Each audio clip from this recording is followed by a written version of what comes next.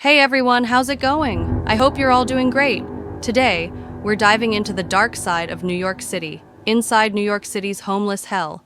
Even the cops don't dare step in, so let's get started. Behind the bright lights and billion-dollar skyline of New York City lies a world most people never see. A world filled with forgotten souls, shattered dreams, and lawless streets where even the police fear to tread. This is not the city that tourists Instagram. This is the hidden homeless hell of New York City. Tonight, we take you inside the reality most avoid, where survival isn't just about food or shelter, it's about staying alive. Part 1. The scale of the crisis. As of early 2025, over 93,000 people sleep in New York City shelters each night. Thousands more live in encampments, beneath bridges, inside subway tunnels, and in abandoned buildings.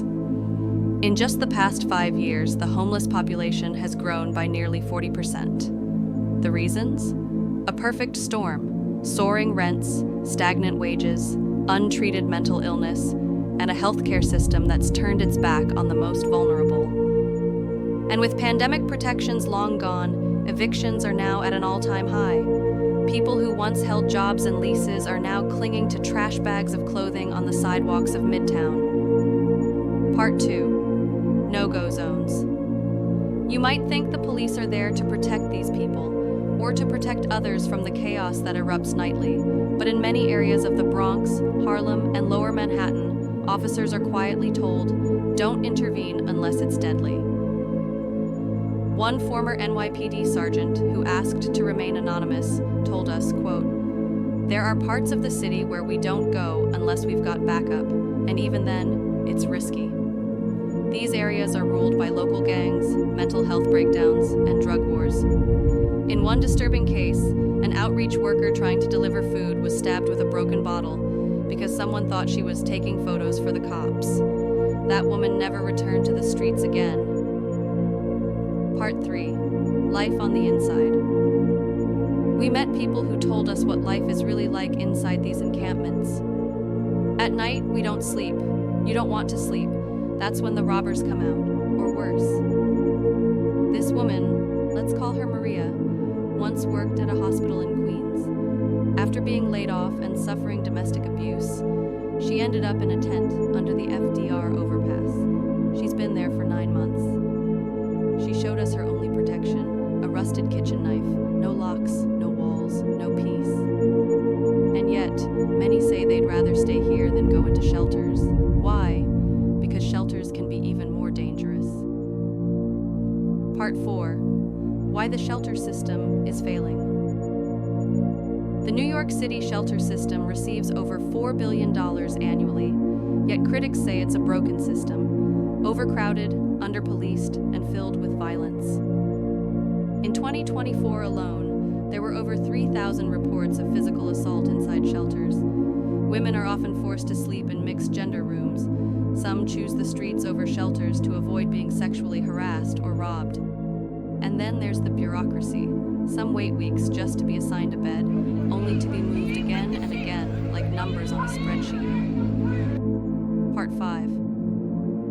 Where's the money going? So where is the money going? Some point fingers at private shelter contractors who charge over $300 per night per person, more than many NYC hotel rooms. Yet these same shelters often provide little more than a cot and a cold meal. Corruption, mismanagement, and political finger-pointing have left real solutions buried in red tape. Meanwhile, the unhoused are left to rot, just steps away from multi-million-dollar condos. Part 6. Is there any hope? But not everyone's giving up. Across the city, volunteers, nonprofits, and faith-based groups are doing what the system won't, providing food, warmth, and above all, dignity. Mobile health units bring medical care to the streets. Community fridges provide food 24/7, and in some pilot programs, city-owned buildings are being converted into tiny housing, offering the one thing every person out here needs: a second chance. But these efforts are like sandbags against a tsunami. Without real, large-scale reform, homelessness in NYC is not just a crisis, it's becoming a catastrophe. Outro. New York is the city of dreams, but for tens of thousands, it's become a waking nightmare. The question isn't just how it got this bad, but why we let it, and whether, in the richest city in America, anyone still cares. Call to action. If this story moved you, don't scroll past it, share it, talk about it, and subscribe for more untold stories that others are too afraid to tell. What do you think NYC should do next? Subscribe to Cripy.Documentary. The truth doesn't hide here.